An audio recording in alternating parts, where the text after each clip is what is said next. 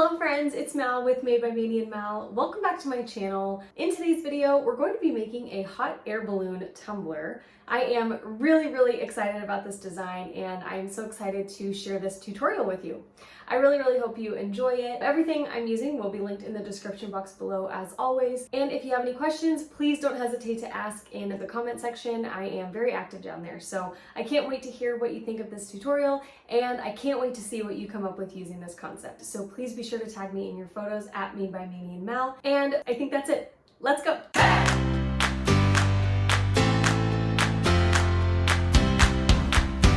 We're starting with a 30-ounce curve from the Stainless Steel Depot for this design. It's already kind of curved like the hot air balloon, so it's going to help with our illusion.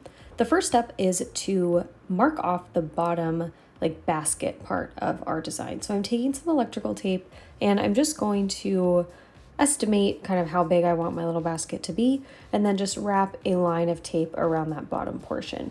My basket ended up being about 2 inches high. So once we've got it taped off, we are going to paint it with Khaki from Rustoleum. Any brown or tan spray paint will work just fine. To glitter our bottom basket portion, we're going to take 4 glitters from PDB and mix them all together to create our own little custom mix. So we're taking Charming, Leanne, Juliet, and Ababwa, and I'm mixing about 4 equal parts into this little medicine cup. And once they're all mixed together, holy moly, they are so pretty. I'm going to apply the tiniest bit of epoxy that I can to my cup so we can apply our glitter using the epoxy method. So I'm just going to go over this as many times as I need to make sure I get full coverage, and then we will set it aside and let it dry for about 2 to 3 hours.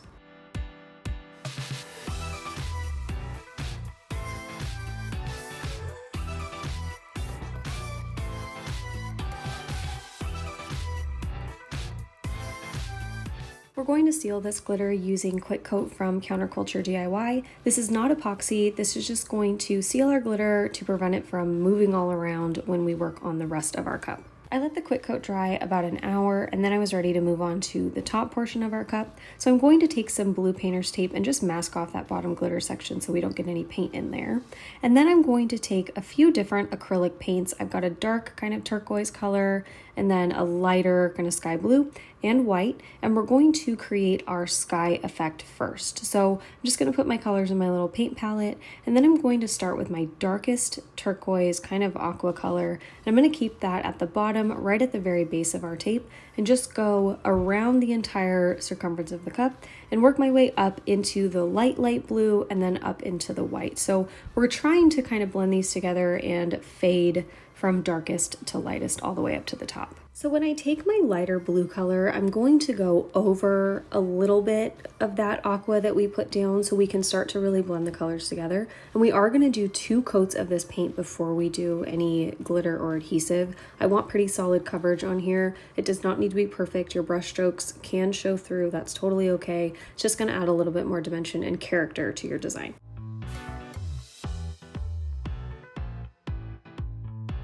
You really can use coffee filters for everything, huh? So moving into my white now, I'm going to start at the bottom and really work my way all the way around the cup and then start to blend that blue up into the white a little bit so we can get a pretty solid fade. And then I will do a second coat right over this, and that's when I'll really start to kind of elongate my brush strokes and make it, you know, more whole motions around the cup, like kind of, if you can see, like not super short choppy brush strokes. I'm making them a little bit longer.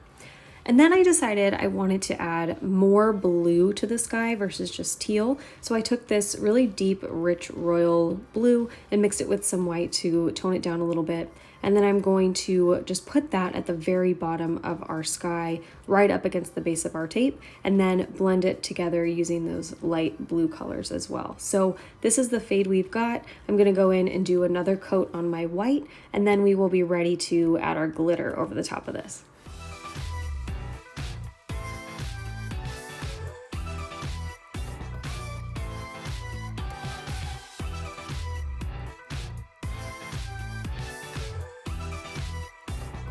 I'm going to let this dry about 30 minutes and then I'm going to take my glitter adhesive. I'm using the Designer Dries Clear adhesive from Art Glitter. I got this in Amazon and it's actually pretty good. I usually just use the epoxy method, but I've been using this lately, and it's a really easy and quick way to glitter a lot of stuff pretty fast. So I'm just going to coat this over the entire cup. I will let you know though, it is not the easiest to get a smooth, like even coat. You do have to go over it a few times and really kind of work it around there. And for whatever reason, it doesn't really like spray paint and it doesn't like vinyl. So you just have to really work with it if you want to get a smooth coat for you to apply your glitter. But once you do, it works great.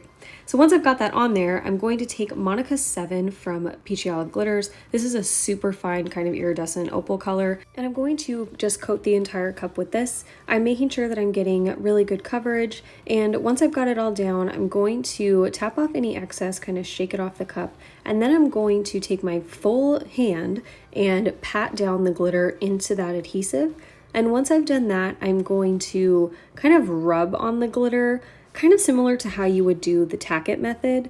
We're not looking for tack it method results, but we're just kind of moving that glitter around a little bit, and it did give us a kind of cool effect. I liked how this turned out. And by the way, I will have a tutorial coming out on the tack it method very soon, so keep an eye out for that.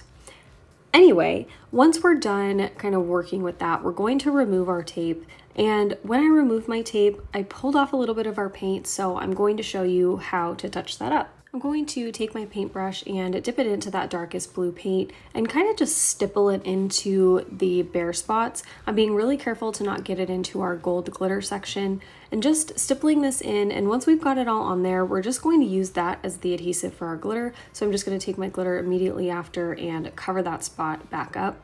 Tap off the excess, and then I'm going to take a little chip brush and just brush off any glitter that might have gotten into that gold section. I'm going to let it dry about an hour to 2 hours, and then I'm going to go in with a pretty hefty coat of a little extra epoxy. I did about 30 milliliters on this cup because I wanted to just do one coat and be able to move on to the next step. If your cup is not smooth after one coat, go ahead and do another coat before you move on to the next step. We're going to be using a vinyl template that I created to make our little hot air balloon design. This template will be available in my SVG shop on Etsy. That is linked in the description below. It will have these shapes and all of the striping and detailing that we're going to use on this tumbler all in one little bundle on Etsy.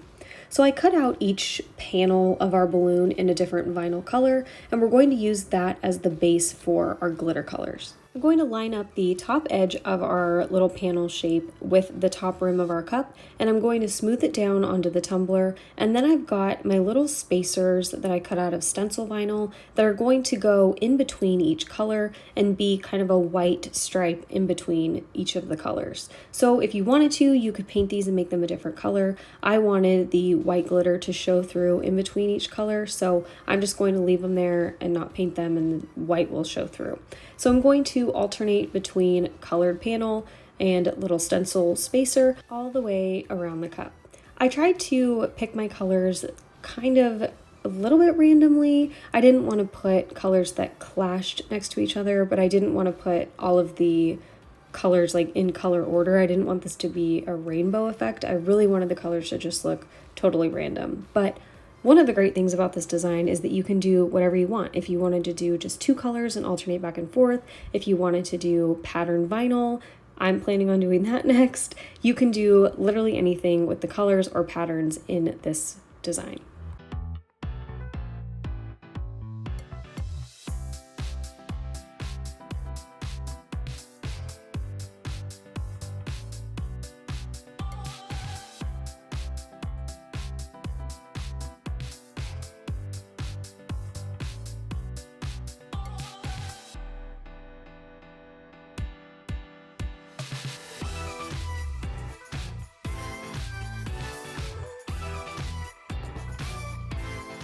I'm using the same glitter adhesive that we used for our sky. I'm going to pour a little bit of it in a medicine cup.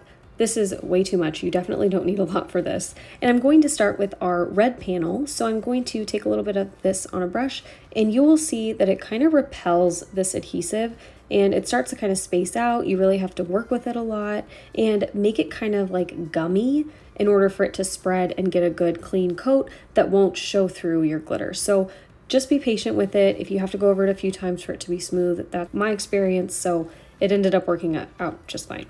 For the red, I'm using Feisty from PDB, and once I pour all that on there, I'm going to take a chip brush and just brush away the excess and then move right along to my next color. So for the aqua, I'm taking CC from Peachy Olive Glitters.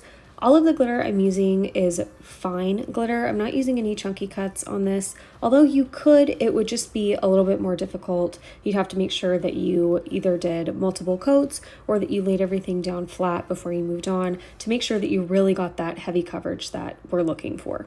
For the yellow panel, I'm using Lil Chick from PDB. This is a really pretty true yellow. Doesn't really have a lot of color shift in it, which I really like. For the green section, we're going to take Fits from Peachy Olive Glitters. This is like a true Christmas green, great for grass on cups if you're doing any grass cups, and definitely great for Christmas. As you can see, in between each coat, I'm tapping off the excess and I'm brushing off any excess glitter with my chip brush as well before I move on to the next color. I'm trying to avoid as much contamination as possible. For our pink section, I took Jewels from Peachy Olive Glitters.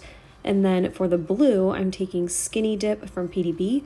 This is a newer color. It was in their neon glitter pack, which is fantastic, by the way. Finally, for our purple section, I'm taking Kismet from PDB. This is a beautiful kind of lighter purple color, and I am really digging it. So once I had all my glitter colors on there, I'm going to tap off the excess pretty aggressively and then go around and just brush off any little glitter flecks that I can see. And then I'll pull off those little middle sections to reveal the white in between each color. I let this adhesive dry overnight, and then I hit it with 2 coats of Rustoleum clear gloss spray to seal our glitter. Once that was all sealed, I moved into epoxy. So I'm taking 30 milliliters of a little extra ink epoxy, and I'm starting at the bottom and then moving up to the glitter sections and trying to epoxy them each individually rather than just spread my hand around the whole cup to mix those glitters together. And then once that was all cured, we're ready to move on to our striping and kind of outlining fun detail. So I cut these black stripes out of just regular Oracal 651 vinyl, and I'm going to use them kind of as a border on our panels. So this vinyl is pretty stretchy, so I'm going to take it around the curves of the panels. I want this to look kind of round versus like a flag, you know, like straight on the sides and then pointy. So I'm taking this vinyl, laying it down, and then kind of pulling it to make it curve and then meet at the bottom. I hope that makes sense, but we're just starting at the top, following the natural curve of our template, our glittered section, and making sure that this looks more curved than pointy. If you want them to look pointy, do that for sure. I just wanted this to look a little bit more round to further enhance the illusion that this is a big round balloon.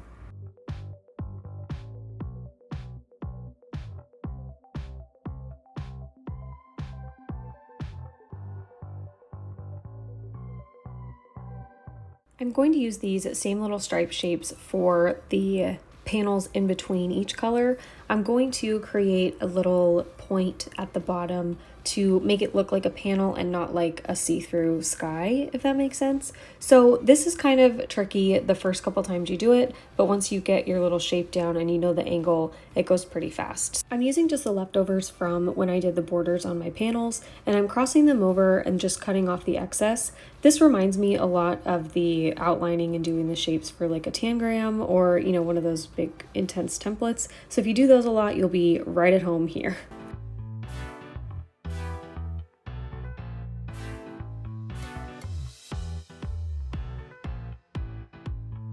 Now that all of our panels are outlined, this is starting to look more like a hot air balloon. So now we're going to add more vinyl striping. These lines are much thinner, and they're going to be the rope that attaches the balloon to the basket. So I'm going to take one end of the stripe and put it right at the bottom point of our panel, and then take it all the way down to the top of our basket and just cut off the excess.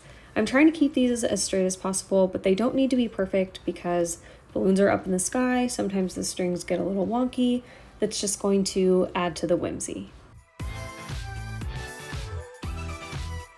The next step is going to be what really makes this look like a hot air balloon. So I found this wicker basket pattern on Creative Fabrica, and I sized it to fit the bottom basket portion, cut it out on clear water slide. I'm using a new brand of water slide that I'm really liking so far. I will have that linked in the description box below. It's clear water slide, but it's a lot more vivid, so I really like that.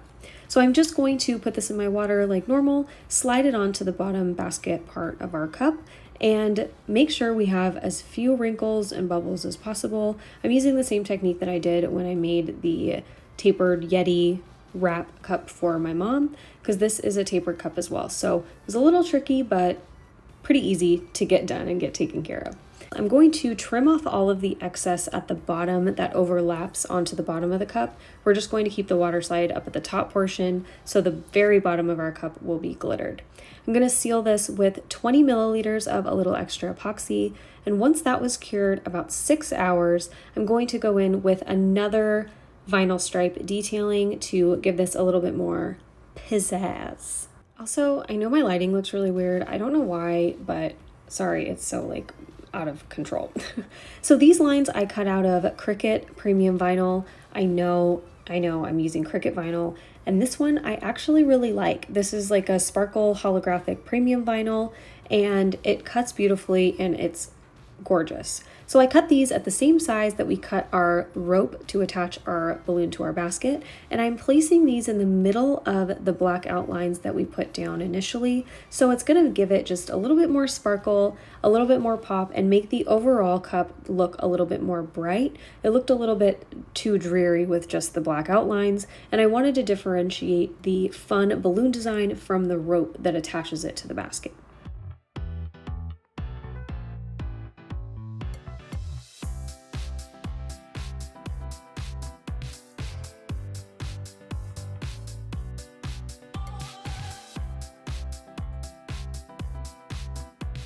We're going to use the same holographic striping to outline the panels in between each color to make it look really cohesive and all like it's the same top part of the balloon. So just taking those in between the same way I did with the black striping, and then we'll move on to our final step before our final coats of epoxy.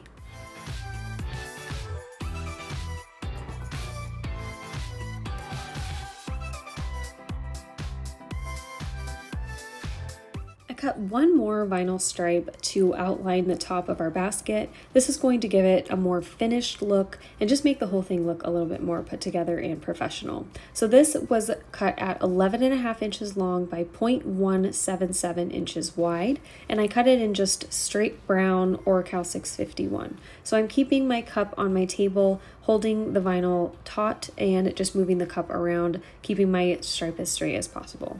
Once we've got all that on there, we're going to seal all of the vinyl with Quick Coat from Counterculture DIY. Holographic vinyl has a tendency to lift under epoxy, and with all that work we just did, I am not taking any chances. I let the Quick Coat dry about an hour, and then I went in with my final coats of epoxy. For the first coat, I did 20 milliliters of a little extra epoxy, and for my final coat, I did 15 milliliters of a little extra epoxy. Once the final coat cured, this cup was all finished. So that is it for this tutorial. I really hope you enjoyed it, and I cannot wait to see what you come up with. This was so much fun to make, and I will definitely be playing with more colors, patterns, and textures using this design, so that is to come as well. Let me know what you think in the comments. Give this video a thumbs up if you enjoyed it, and subscribe to our channel for new videos every Tuesday and Saturday. Thank you so much for watching, and we will see you in our next one. Okay, love you. Bye.